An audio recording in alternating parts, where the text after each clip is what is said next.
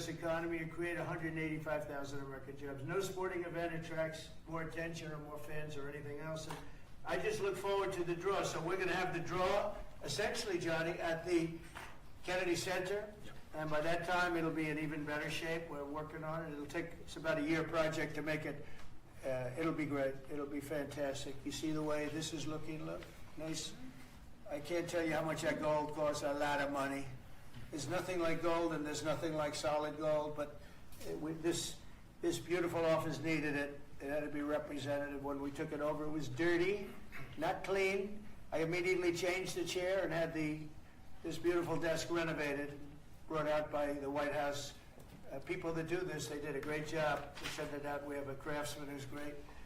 But this was not appropriate for the Oval Office when I took over. And now, you look at all those paintings, you're allowed to turn back. All of these are great presidents, and they were all in the vaults. They were in vaults for some cases much more than 100 years. And now they're proudly hanging on the Oval Office walls, and I can't imagine anybody changing it. But they were buried in vaults for over 100 years, many of them. So it's very exciting. People come in, they really love it. They love what we're doing here. They love what we're doing in D.C., and they love what we're doing, most importantly, in the country and the world. I'd like to ask Johnny to say a few words. He's the head of the whole thing. He's been there for a long time, probably the most respected man in sports. He's amazing, actually. Works very hard, and he's got the biggest event in the world coming right here to the United States. And we did a little for Canada, we did a little for Mexico. We thought, see, I'm a good citizen. I said, let them have a little piece. So we gave a little to Canada, see how nice I am? And we gave a little bit to Mexico. And Johnny, please say a few words. Thank you, President. Great honor for me to be here with you today, President, Vice President, Excellencies. Fantastic to announce what you said, which is the final draw of the FIFA World Cup on the 5th of December here in the capital, in the Kennedy Center in Washington, D.C. at 12 noon sharp. It will be broadcast live all over the world. 1 billion viewers will watch it, and it will determine, of course, the match schedule, which 48 participating teams will play. You said it, 104 matches in 1 month, 104 Super Bowls. It's not just the biggest, the greatest event, not just a sports event, it's a social event as well, with a lot of emotion. We are uniting the world, Mr. President, uniting the world here in America, and we are very proud of that. And those teams, those national teams who will come here to participate in this draw with their coaches, with their presidents, they will all be proud to be part of writing this history. And that's why we brought as well this, which is the winner's trophy. It is the trophy that the winner of the FIFA World Cup wins. Only the FIFA president, presidents of countries, and then those who win can touch it, because it's for winners only. And since you are a winner, of course, you can as well touch it. It's pretty heavy. Yeah. It's the winner trophy. The last one who lifted that is Lionel Messi of Argentina. And here it is in the Oval Office in the White House. Can I keep it? For you. Well, you can keep it. No, we're not giving it back. That's serious. It fits well here. It goes very well on the wall right over there. We'll put it right below the angels. It fits well here, I think. It's beautiful, yeah. You can keep it until we have to give it to the next winner. That's fine. That's a beautiful piece of gold, I will say. That's beautiful. Yeah. So 6 billion viewers for the World Cup, 6 million coming to the matches, 30 billion economic impact, 185,000 jobs. This will be absolutely fantastic. The biggest event ever in Washington, D.C. at the Kennedy Center, or the Trump Kennedy Center. You'll see that how it will be called on the 5th of September at noon sharp. 5th of December, noon sharp. Then, if I may... Will they be doing most of the draws, all of the draws? Yes, we'll do that at the Kennedy Center. We'll do all the other meetings around it with the coaches, with the broadcasters, with the sponsors, everything at the Kennedy Center. The whole World Cup starts, and everyone will be happy because everyone has qualified for the World Cup, and they didn't yet play a game, so they didn't lose yet a game. So they all think they can become world champion, right? They'll all be happy. Exactly. Now, By the way, an example, supposing we had a week ago when everybody was being killed and mugged and everything else, despite the phony numbers that were given out, that it was getting better. Brian, do you believe it was getting better or getting worse? Oh, the crime was getting worse. I mean, I was robbed. It was getting They worse. went after you. How did the other guy come out? Well, he came out with my briefcase. Came out with your- Robert 1, Brian 0. No, but can you imagine you do this and then you start hearing that they had a 20-year reduction of crime. It's worse, it was worse during the Biden administration than anybody's ever imagined possible. And I guarantee you he wouldn't be here if those numbers continued. But now we have total safety, we have total security. And for the border, in 3 months, 0 people. These are done by liberal people that do these charts. 0 people came through our border in the last 90 days. Can you believe it? 0. Last year we had millions of people coming in. And they came in from the wrong locations. They came in a lot of people that shouldn't be here. So now when we have this event in December, it's going to be very safe. Johnny, you can walk down the street with your beautiful wife. yeah, You can take her to dinner if you can get a reservation, which I doubt. they're all full, the restaurants. I know. They're all full. I heard that too. The restaurants, since we are doing this, are doing great. And many new restaurants are going to open because, as you know, many closed. Many restaurants closed because the crime was so bad. This will be one of the safest places anywhere on earth. So, I really am honored that the National Guard has done such an incredible job working with the police. And we haven't had to bring in the regular military, which we're willing to do. We have to. And after we do this, we'll go to another location and we'll make it safe also. We're going to make our country very safe. We're going to make our cities very, very safe. Chicago's a mess. You have an incompetent mayor, grossly incompetent. And we'll straighten that one out probably next. That'll be our next one after this. And it won't even be tough. And the people in Chicago, Mr. Vice President, are screaming for us to come. They're wearing red hats, just like this one. But they're wearing red hats. African-American ladies, beautiful ladies, are saying, please, President Trump, come to Chicago. Please.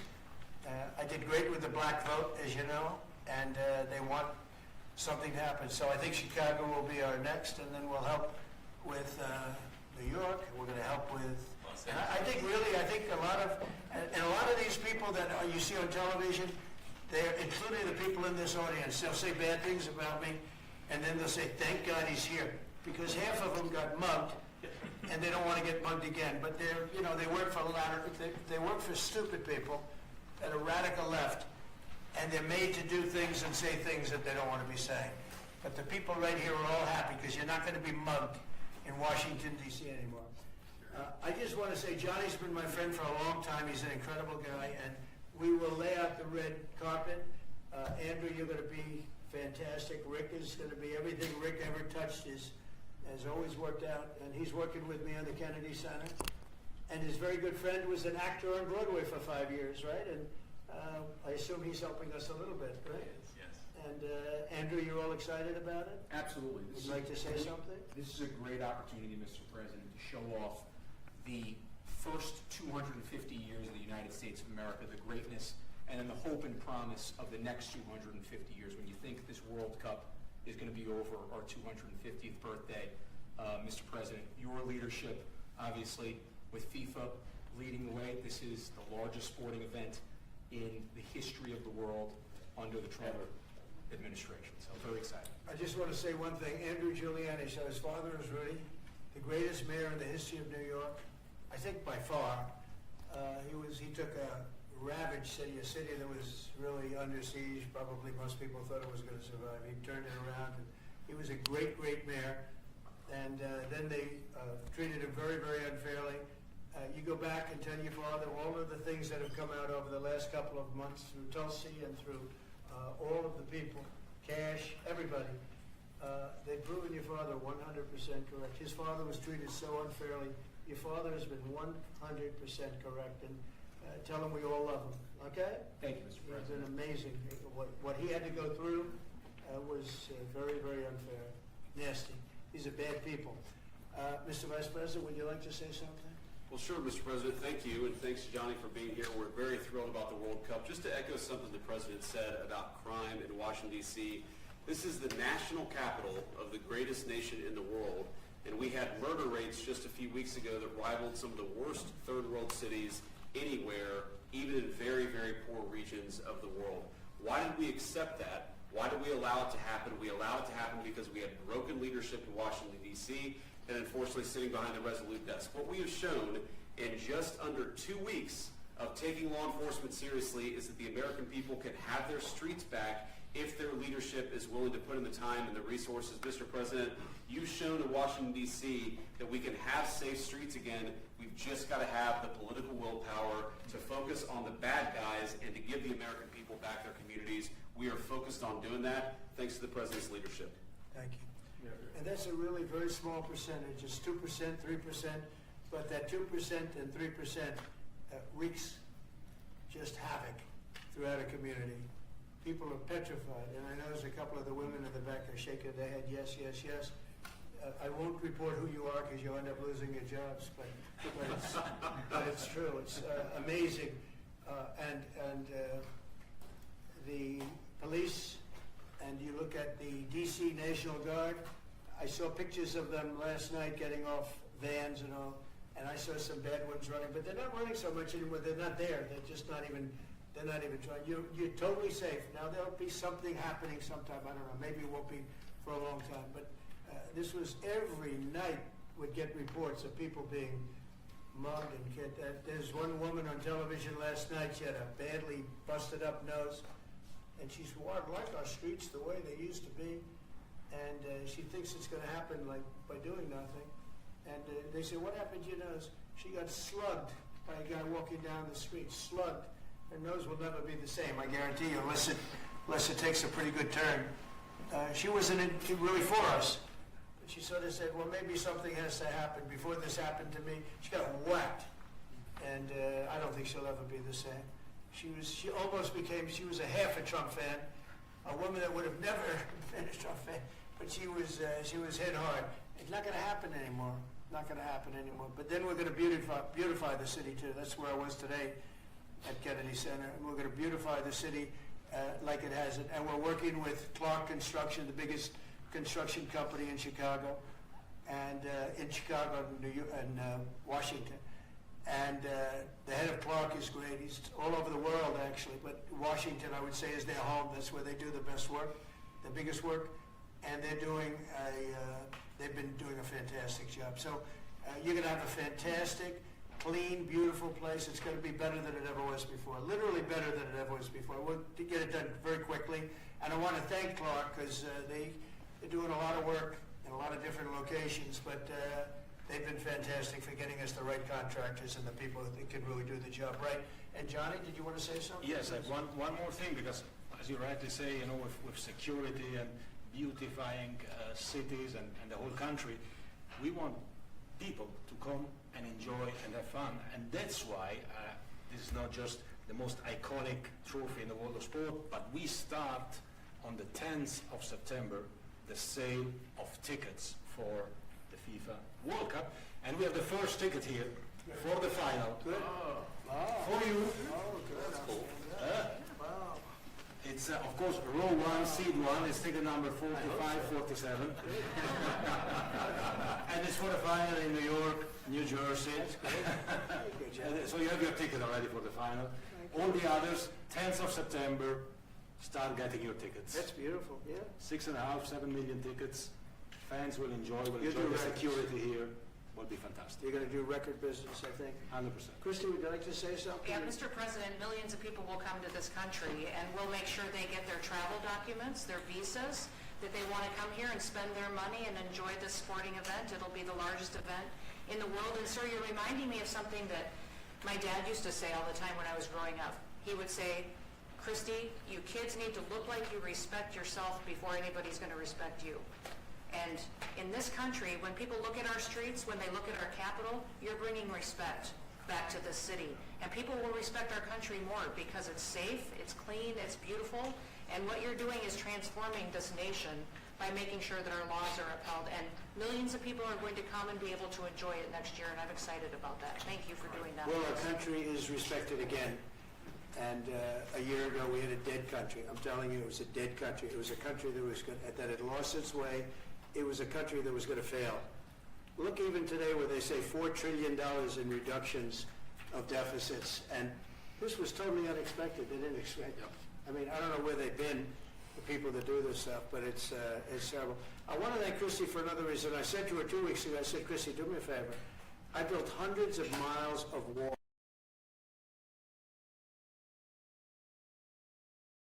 My first tour, you wouldn't have been able to see through it. So I had Border Patrol in, and they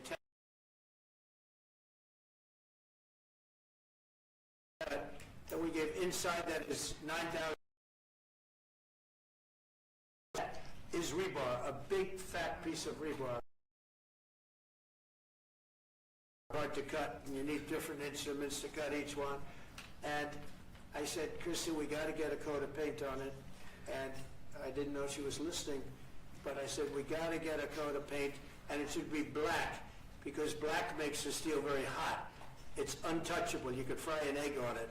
And if you got a good black flat paint, it would look beautiful.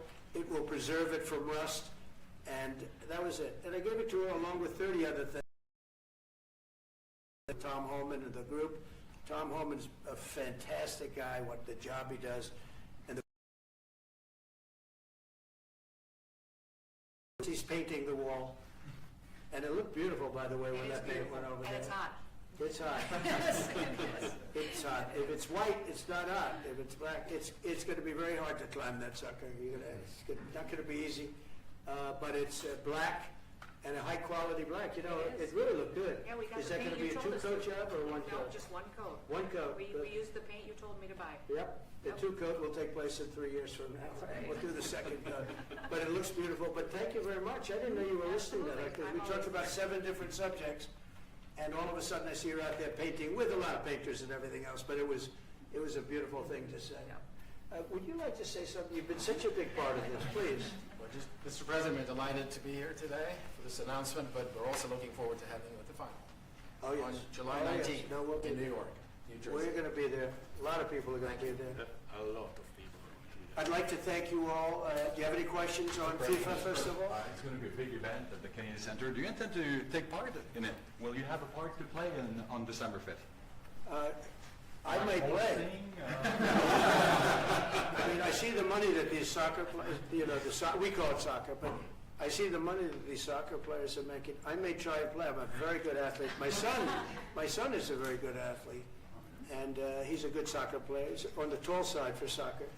He's 6'9". That's pretty tall, but That's pretty it's cool. on the tall side. He's good.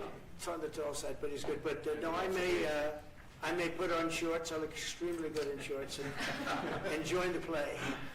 No, it's going to be a lot of fun. It's going to be good. Many foreigners who want to come to attend the event are concerned about the visa situation. Can you reassure them? Yeah, they're going to have a very easy time getting in. Certain countries are going to be very, very easy, and other countries are going to be obviously a little bit more difficult. Would you like to explain that, Christy? Yeah, absolutely. We have a process set up that we'll be implementing on getting visas approved. Everybody will be thoroughly vetted, but they'll be welcome to this country. It'll happen quickly, and we're excited for them to come. So I would hope that around the world people know that the United States is excited to bring their family here to enjoy this event. America welcomes the world. Yes. And I can really, from the collaboration that we have, testify for that, absolutely. And I just sent a picture from somebody that wants to be there very badly. He's been very respectful of me and of our country, but not so respectful of others. But I'm going to sign this for him, but I was sent one, and I thought you'd all like to see it. That's a man named Vladimir Putin, who I believe will be coming, depending on what happens. He may be coming, and he may not, depending on what happens. We have a lot of things happening over the next couple of weeks. But I thought it was a nice picture of him. Okay of me, but nice of him. So that was very nice that it was sent to me. Okay? Mr. President. On that subject, have you talked to Vladimir Putin about the fact that yesterday a big U.S. factory was hit in a Russian airstrike in Ukraine? What's your reaction to I that? told him I'm not happy about it, and I'm not happy about anything having to do with that war.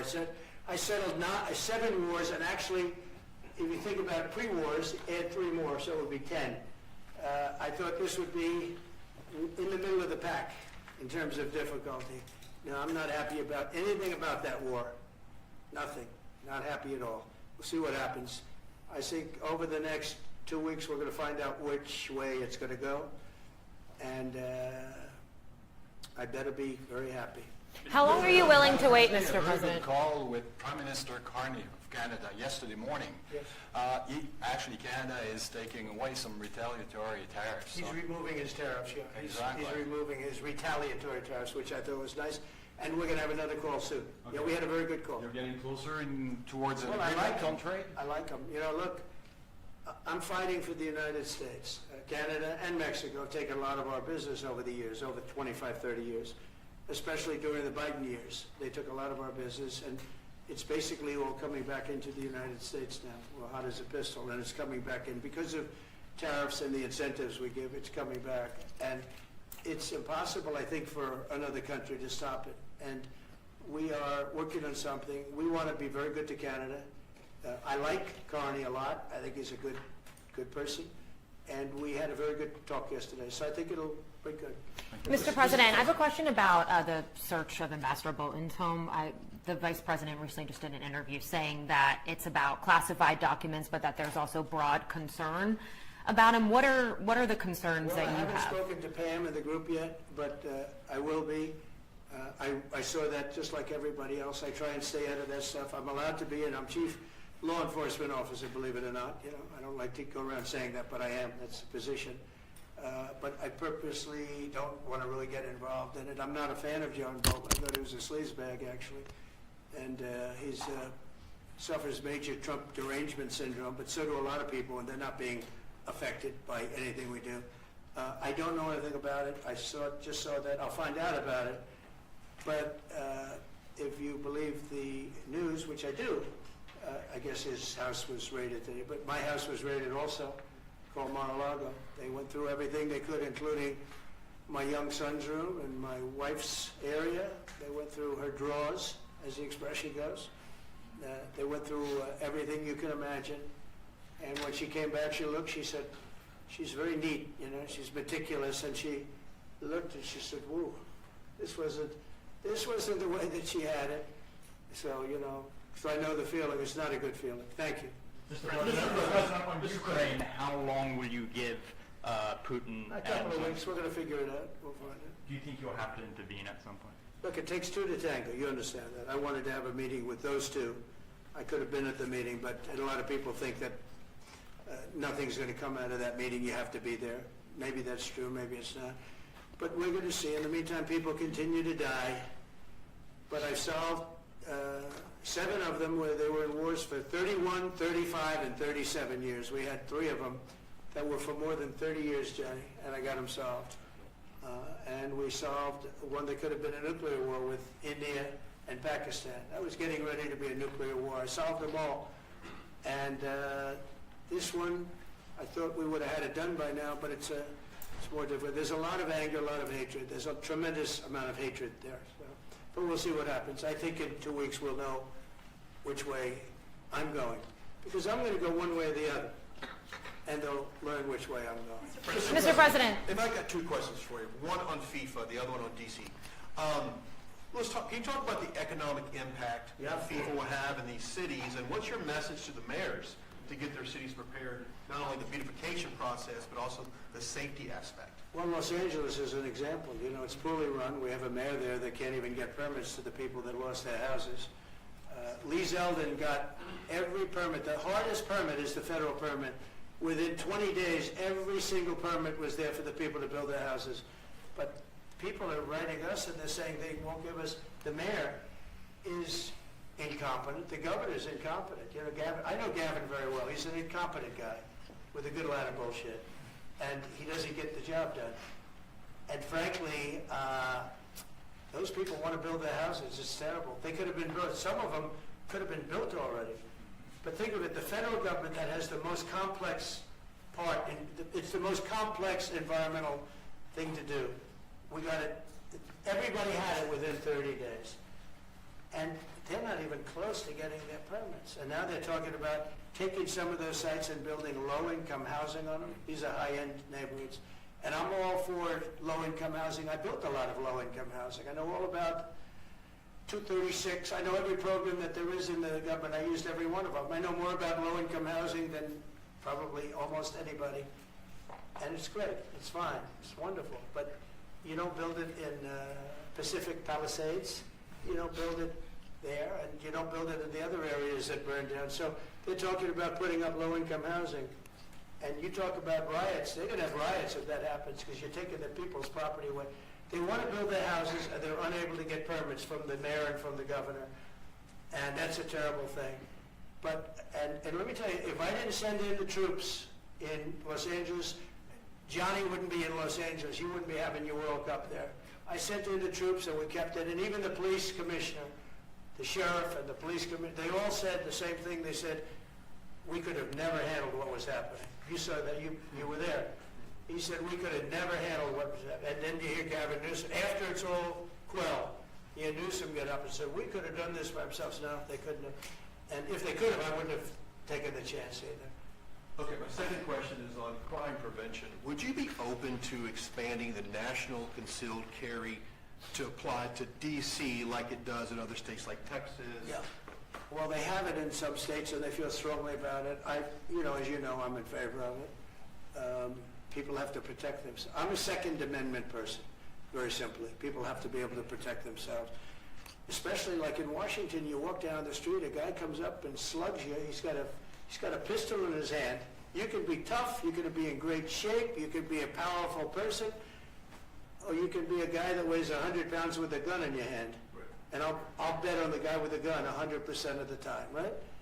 And so you need protection. So I'm a Second Amendment person all the way. Yeah, please. President Trump, you said this morning that you were working with Congress to get $2 billion to help clean up DC. Have you had any conversations with Mike Johnson and John Thune about where they're going to get that money from? Which money? You said this morning that you're going to get $2 billion from Congress to help clean up DC. DC. I've spoken to Mike Johnson. I've spoken to John Thune, the Senate, the House, and I think it's going to be very easy to get. It's going to be not a lot of money. I wouldn't even know where to spend the number that you mentioned, but it's going to be money to beautify the city. Yeah, they're ready. Everybody wants to save D.C. In one way, it's the easiest. The violence was more than any other city in the country, actually, by far. It may have been more than any other city in the world, if you could think. We looked at some of the worst cities in the world. It was worse, and that's why it angers me to see the mayor saying about how they have it on the slide. Not on the slide. It was worse than ever. We have no problem getting that money. That money will come out of Congress. I think it'll be even bipartisan. And is the plan I would imagine Democrats would vote for that one. Is the plan to get it before the September 30 deadline on the Hill? Well, I don't know if there is a deadline, because if I declare a national emergency, which this was, that ends the deadline. So, I keep seeing about a 30-day deadline, of which we have 22 days left or something. But if I think we're in great shape here, that's one thing. But if I don't, I'm going to just say it's a national emergency. And if I have a national emergency, I can keep the troops there as long as I want. People are not going to want to have the troops. In 30 days, it's one thing to get them out. It's another thing to keep them out for a long period of time. You've got to train people. You can't do this. You can't bop people over the head. And a lot of those people are in courts right now going to...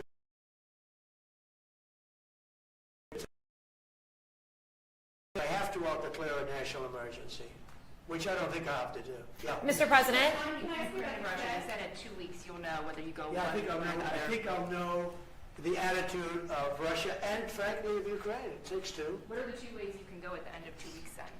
Well, then I'm going to make a decision as to what we do. And it's going to be a very important decision. And that's whether or not it's massive sanctions or massive tariffs or both. Or do we do nothing and say it's your fight? Look, I would have never been in this war if I were president. You wouldn't have had this war. It was never going to happen. This was caused by stupid people that fought. And you know, people say, well, how do we know? Because for 4 years, it was never even a subject. And Vladimir knew, and you see his picture right here. It was nice that he said, but Vladimir knew very strongly, we wouldn't have stood for it. It wouldn't have happened. 100%. And now they're losing from 5 to 7 young kids. Think of it, you're a parent and your son is leaving. He's Russian or he's Ukrainian. And he's leaving and they're waving goodbye. Nice, beautiful kid. Nice crew cut, all set, he wants to be a soldier. And because their first week he has his head blown off. And he's no different than you people, me. And it doesn't matter where. I mean, I solved a problem in the Congo that was vicious. Rwanda and the Congo, the Republic of the Congo. And they were fighting for 31 years, and it was machetes. People were getting their heads chopped off. That was going on for 31 years. I got it solved. You saw it. They came to the White House, and we signed an agreement. It was amazing. People can't believe we got it done. I love to stop killing. I really do.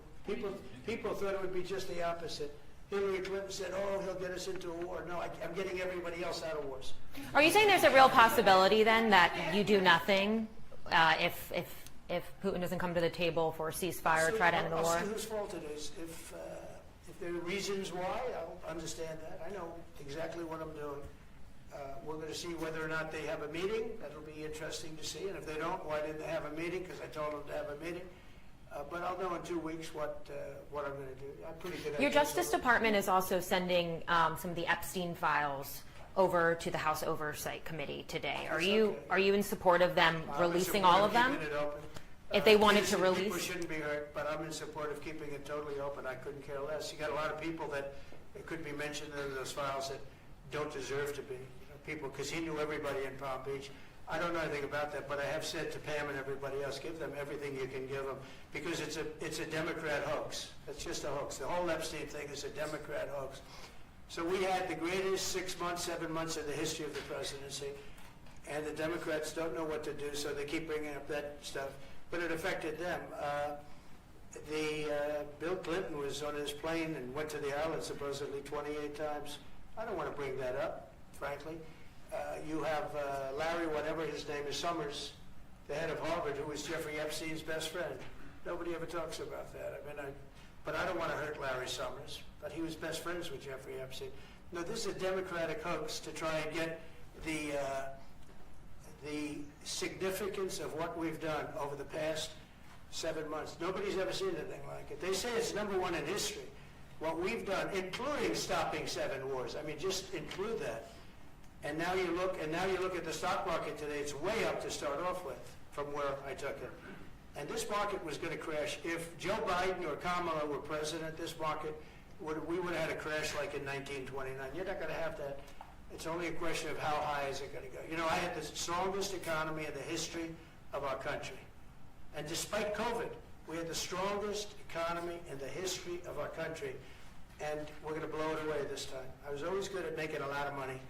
And whether it was for myself or whether it was, I like doing it this way better. I mean, I like making it for the country. Our country's been ripped off by friend and foe, nations all over the world ripped off. And the friends have been much worse than the foes for the most part. And they're not ripping us off. We just signed a deal with the European Union. They're paying us essentially $950 billion, like a signing fee. They're going to buy $750 billion worth of energy. They weren't buying much of our energy there. And as you know, Ursula was here a couple of days ago having to do with the people, the leaders that we had a great, people said they've never seen anything like it, where we had the leaders of Europe right here in the Oval Office. And she's so happy that she has an agreement. But people aren't ripping us anymore. We're run by, this country is run by smart people now. Mr. President, Stake in Intel? A man who was a very nice, a man named Tom Cotton, a senator from Arkansas, was a great guy, friend of mine, supporter of mine, big supporter. I'm a supporter of his too. And he wrote a pretty nasty story about the head of Intel.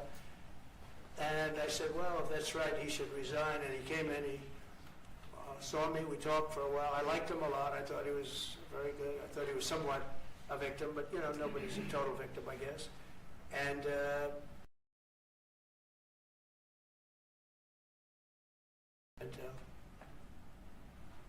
he said, I would consider that. I said, well, I'd like you to do that because Intel's been left behind, as you know, compared to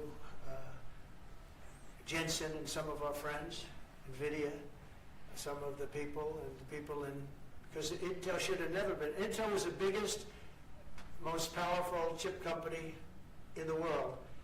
And then they started leaving. And they started going to foreign countries, in particular Taiwan.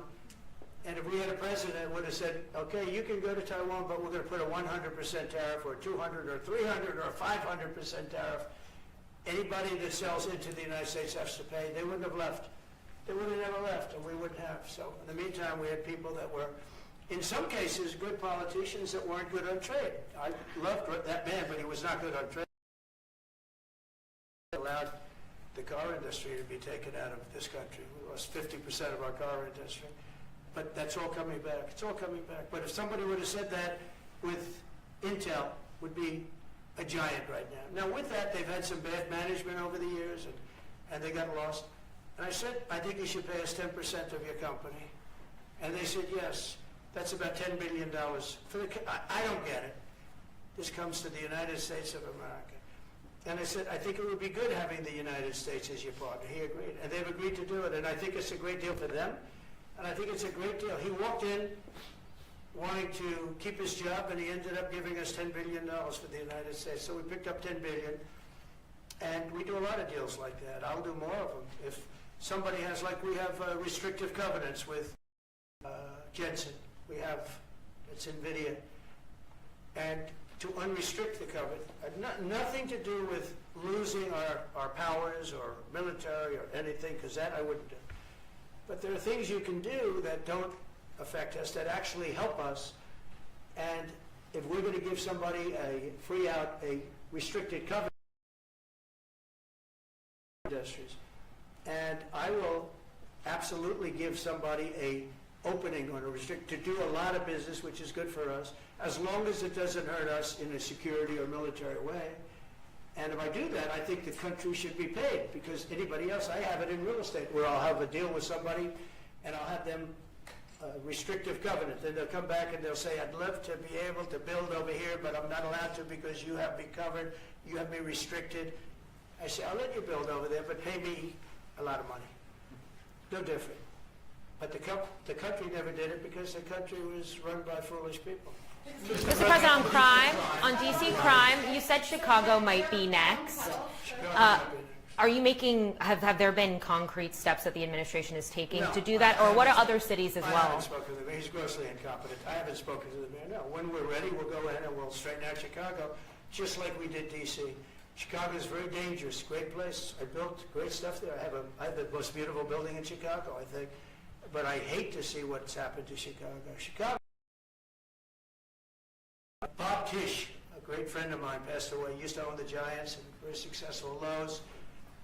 He said Chicago, I think they had their main office in Chicago. He said Chicago and San Francisco are the two greatest cities in the world. Now you look at what the Democrats have done to San Francisco. They've destroyed it. And, you know, it's just different. We can clean that up too. We'll clean that one up too.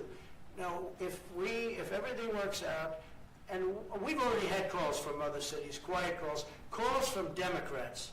We'd love you to come here, because they've lost control of Like who? cities. Who called? I'm not going to say, because I don't want them to lose their elections.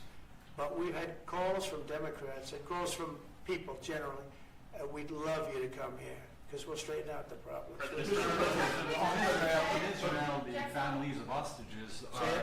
In Israel, the families of hostages are opposed to the reoccupying of Gaza. Why is the U.S. Well, not all of them. And you have to understand, I'm the one that got all of the hostages out. You got a lot of people out. If it wasn't for me, they wouldn't be out.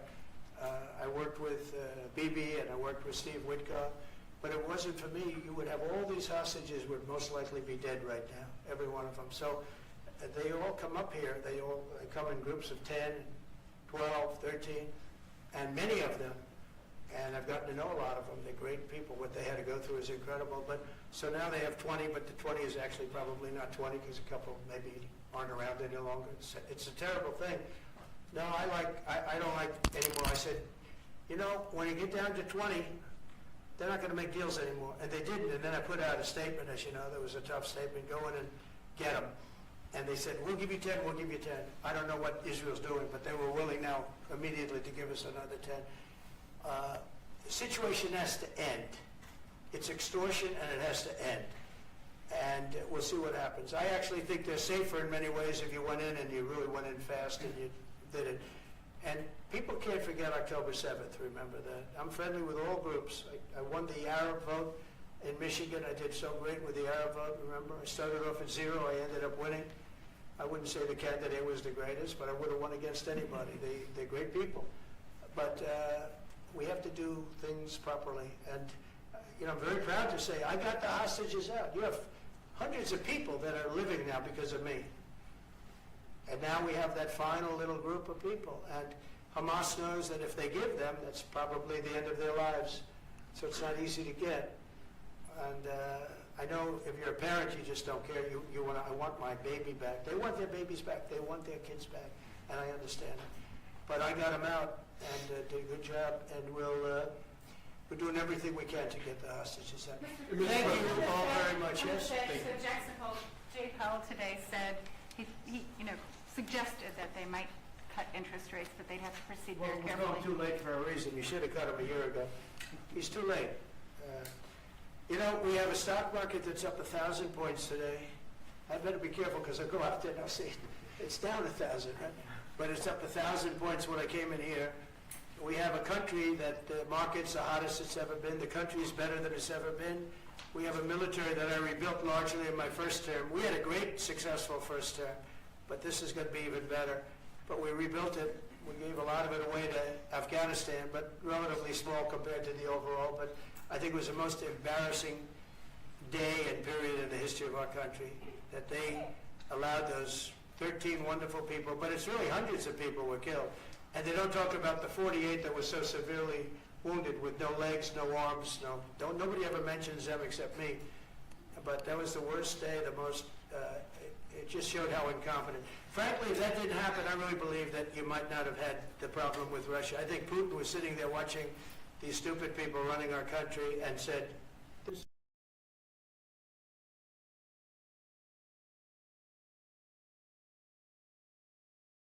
he said that, it was off to the races, right? When he said he can do a small incursion, remember that? I was surprised he knew the word incursion.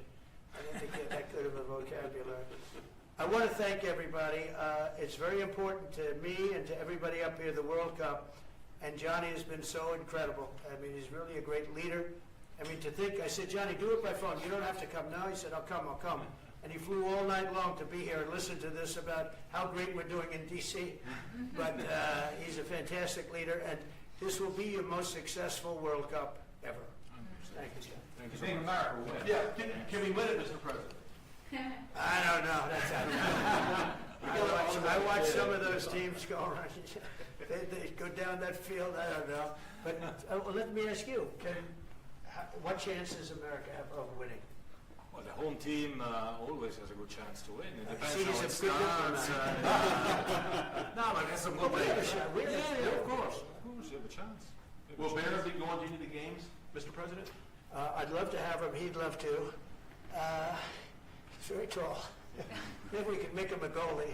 The goalies are very tall now, right? The goalies, well, he'd be a perfect goalie.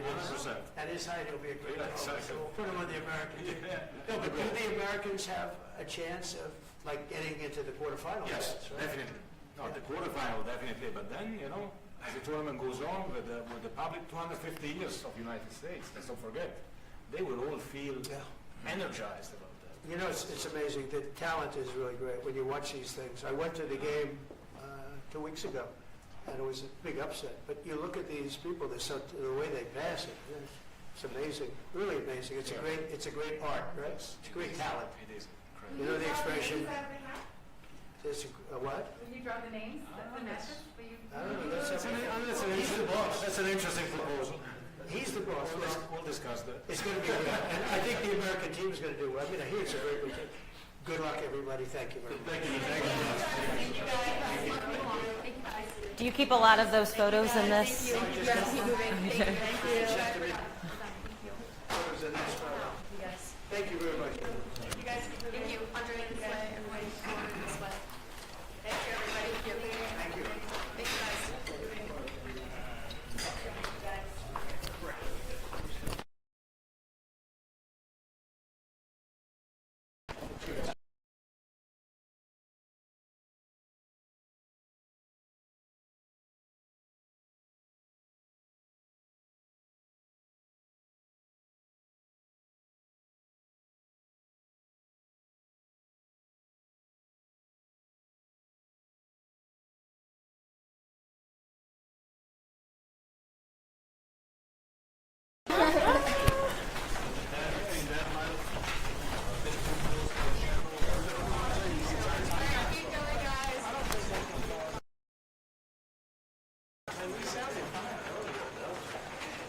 No, I mean, it's not only frequency that.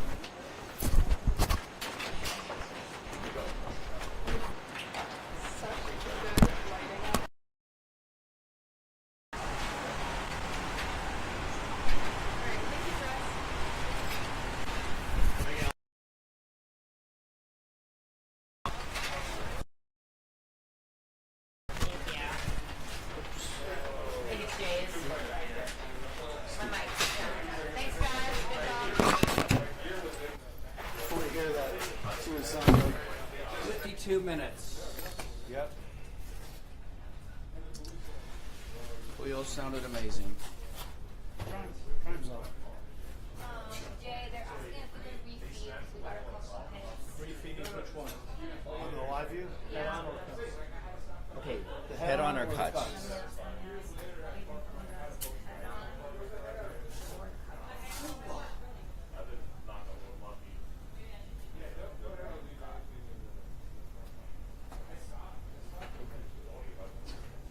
Cuts.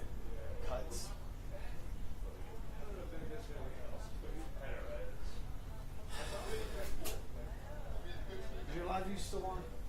Yeah. Let me see something. 4,100. How are we taking hits? I mean, deep in Well, I mean, but you're going all the way in, deep in the oval, you get and I mean, it's At the happened far before. door. And then the still guys are like, you know, when they send their stuff, it comes Yeah. in. So you might be feeding. You think it's better if the cuts camera was on the near side? Then that way I mean, here's the problem. Yeah, I mean, obviously, the just for closer you transmission are, purposes. yeah, but yes, absolutely. Yeah. Because clearly the head on tends not to have a problem Right. at all. But then you're talking about